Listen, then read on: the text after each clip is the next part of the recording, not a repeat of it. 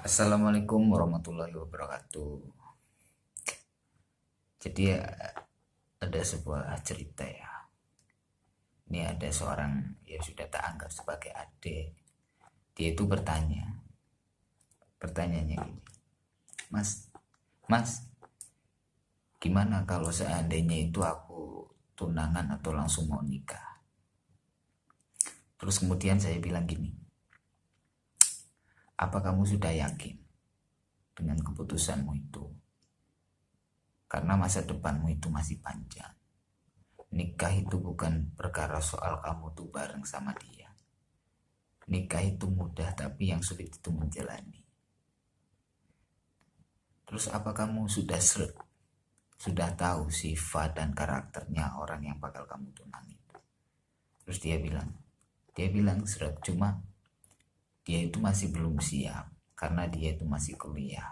Dia mau nikah cuma selesai kuliah. Tapi saya bilang, loh, kalau memang masih kuliah nikah kan gak masalah.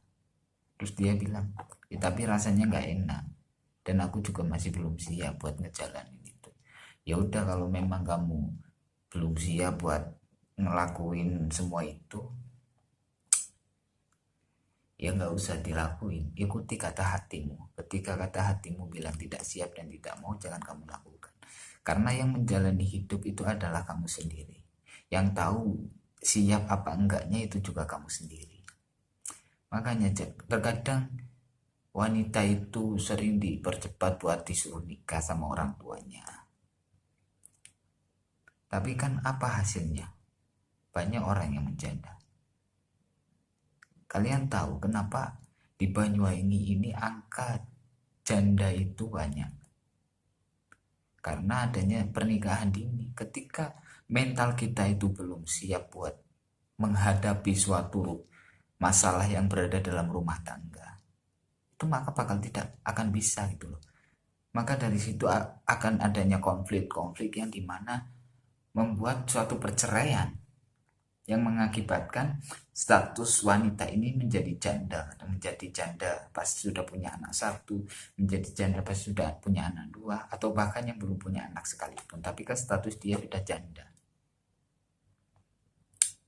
Itu makanya mumpung masih muda, perjalanan juga masih panjang, pikirkanlah baik-baik.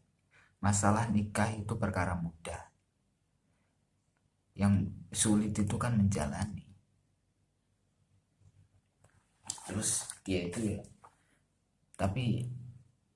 masih memikirkan seseorang yang masih dia sayangi, tapi orang yang dia sayangi itu justru malah membuat dia sakit hati gitu loh.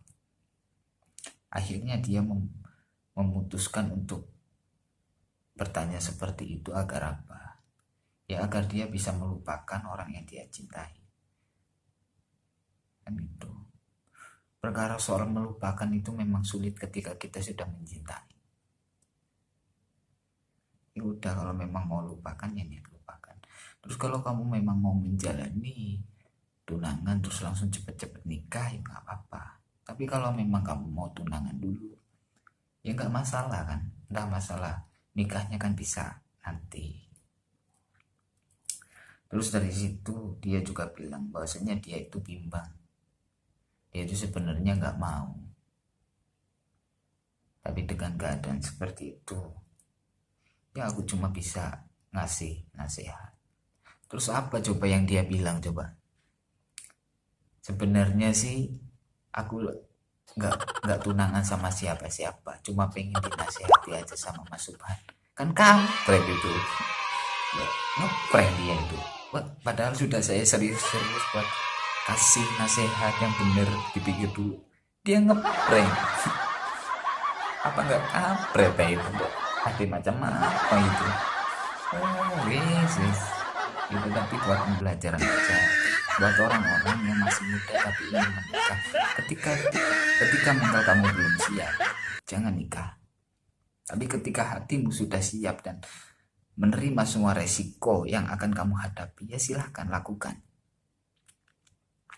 Mungkin kita itu berbicara itu mudah, tapi melakukan itu sulit. Tapi terkadang kita juga bisa melihat pengalaman-pengalaman dari orang-orang yang pernah merasakan. Ya banyaklah contohnya. Banyak umur 17 sudah menjadi ibu-ibu. Ya kan? Umur 17 sudah dipanggil bu. Kan lucu. Itu makanya. Perjalanan itu masih panjang kawan. Masih panjang. Jadi jangan terburu-buru lah buat menikah itu. Masih lama kau. Hidup aja belum menentu. Kan itu. Tapi terkadang apa ya, saya pernah dengar sih, rezeki itu akan mengalir ketika kita sudah beristri, karena istri juga bisa menambah rezeki.